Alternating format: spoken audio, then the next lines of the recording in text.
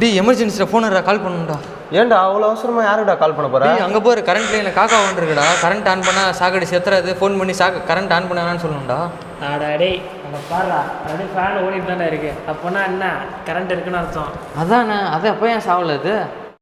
ஏன் ஷாக் அடிக்கலன்னு நம்ம special electricity கிளாஸில் பார்க்கலாம் வாங்கடா. இது என்னடா புது செட்டப்பு? புது செட்டப்லாம் இல்லைடா, இதுதான் நம்ம டிரான்ஸ்மிஷன் லைனுடைய டெமோ. எலக்ட்ரிசிட்டி எப்படி மூவ் ஆகுதுன்னு உங்களுக்கு தெரியுமாடா? ஓ தெரியுமே, எங்கள் பாட்டி சொல்லியிருக்காங்க தொட்டா ஷாக் அடிக்கும். தொட்டா ஷாக்லாம் அடிக்காதா.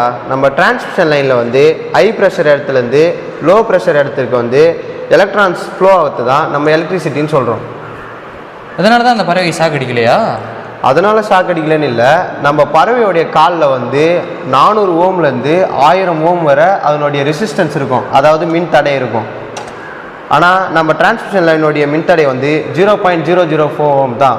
பறவையோடைய மின்தடை வந்து டிரான்ஸ்மிஷன் லைனுடைய மின்தடையை விட அதிகமானதாக இருக்குது. ஏய் அப்போனா ரெசிஸ்டன்ஸ் அதிகமாக இருந்தால கரண்ட் ஃப்ளோ கம்மியாக இருக்குமேடா. அதனால்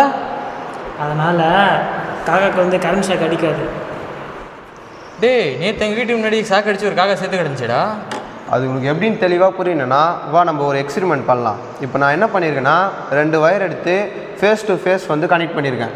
அதாவது 2 வயரையும் ஃபேஸில் தான் கனெக்ட் பண்ணியிருக்கேன். அப்படி கனெக்ட் பண்ணியிருக்க சொல்ல நம்ம மல்டிமீட்டருடைய அவுட்புட் என்னென்னு பார்த்தீங்கன்னா 0. அதாவது இதனுடைய ஃபேஸ் டு ஃபேஸ் டிஃப்ரென்ஸ் வந்து 0 தான். அதனால் நமக்கு பறவை வந்து சேஃப் தான். இது வந்து செட்டப் 2. இங்கே நம்ம என்ன பண்ணியிருக்கோன்னா ஒரு ஃபேஸையும் ஒரு நியூட்ரலையும் கனெக்ட் பண்ணியிருக்கோம்.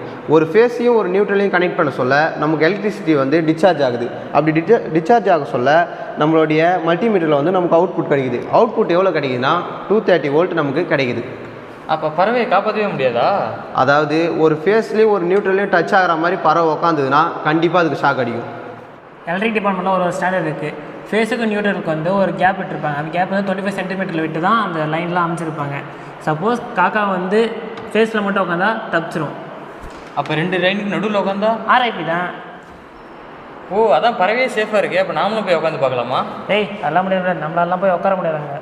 எலக்ட்ரிசிட்டி கேட்குறதுக்கு ஒன்றா ஃபன்னாக இருக்கலாம், ஆனால் நம்மளுடைய சேஃப்டி ரொம்ப ரொம்ப முக்கியம். பறவை மாதிரி நம்மளும் ட்ரை பண்ணக்கூடாது. தேங்க்யூ.